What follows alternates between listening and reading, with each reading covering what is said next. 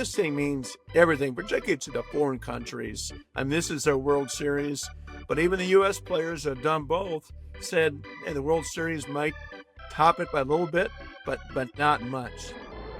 The 2026 MLB season is right around the corner, and while we can't wait for the real games to begin, we have another huge baseball event to enjoy first, and that's the World Baseball Classic. Coming on the heels of the Winter Olympics, we have more international competition with nothing but national pride and maybe some bragging rights on the line. So today, let's take a deep dive and get everybody ready for the WBC. Bob, let's start with the basics. This event is held every 3 years, and it sure has a tough act to follow from 2023. How about the history of this event? Yeah, this is a 6-1, Steve. It began in 2006, I think. And this is 6-1. It gets better and better. The first one was won by Japan over Cuba. Cuba hasn't been back to the final since. Japan's always been that dominant team. And like you said, Steve, who can forget the last one, ending up with a Shohei Ohtani striking out Mike Trout to win the championship. And this thing means everything, particularly to the foreign countries. I mean, this is their World Series, but even the U.S. players that have done both said, hey, the World Series might top it by a little bit, but not much. The atmosphere is electric, particularly in Miami.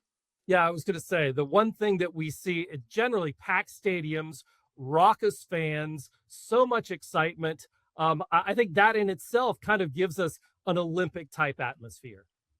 It really does. And teammates are facing each other, and just like with Ohtani and Trout, see that all the time. There's already some smack talking going on, with the U.S. guys versus the guys from Dominican and Puerto Rico that are on their teams.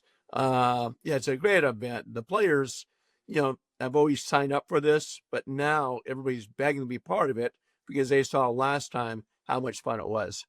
And the U.S. team, pretty stacked this year. I think they feel like they have a little chip on their shoulder after getting so close to a championship. U.S. did win one of these, but it seemed like being so close with such an exciting finish that the Americans have kind of rededicated themselves to winning it all this year.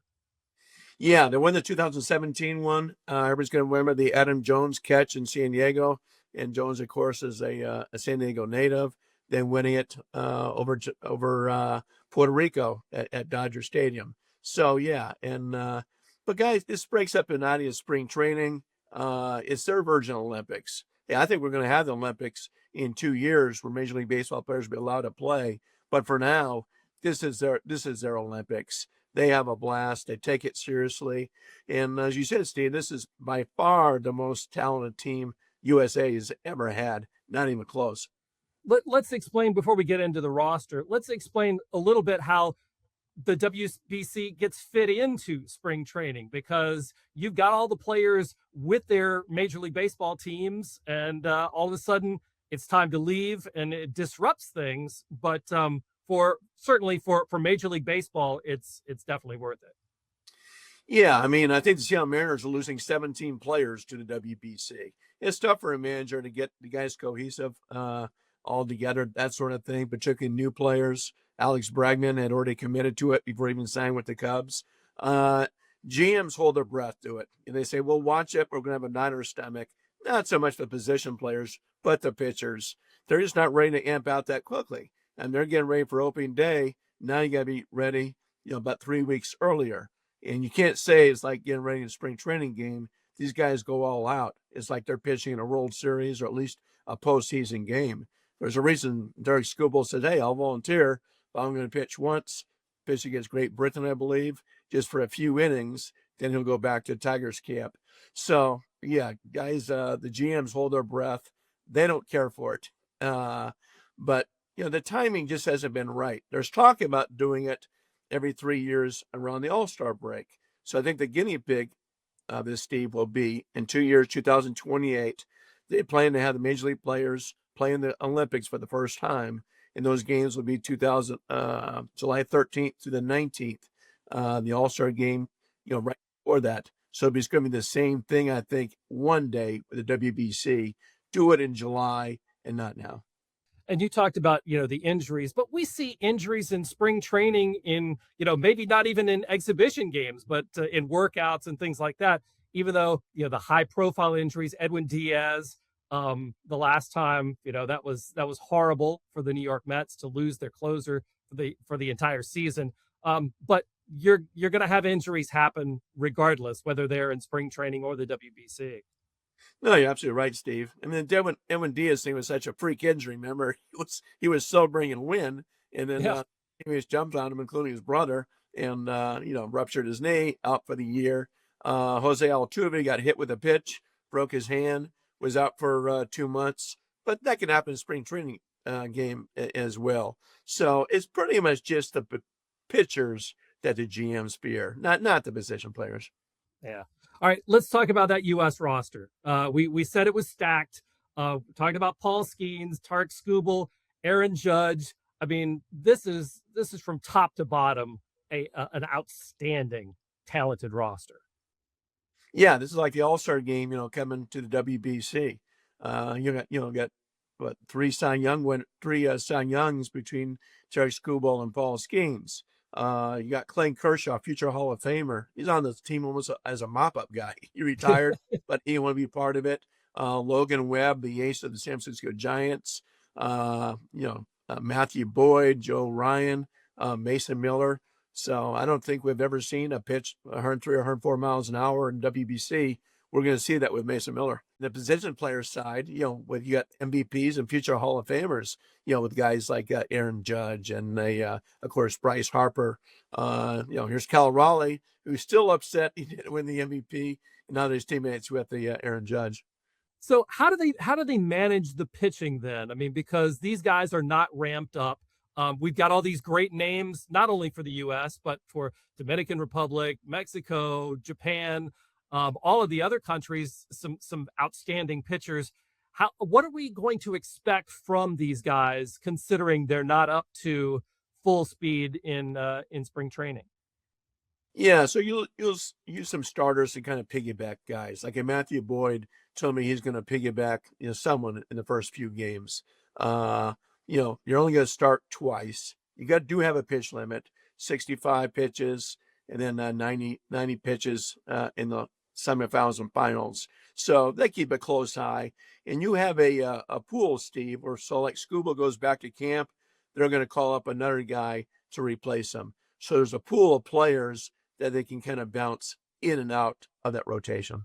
Yeah, the rosters are like 30 players or something like that. So you can certainly not have to lean too heavily on one person in particular. However, that said, Japan kind of did that last year with Shohei Ohtani. What can we expect from Ohtani in this year's WBC? The Dodgers obviously were hoping Ohtani didn't do it. They're hoping Yamamoto wouldn't do it also. Roki Sasaki is not doing it. Ohtani says he's not going to pitch. He's simply going to be a DH.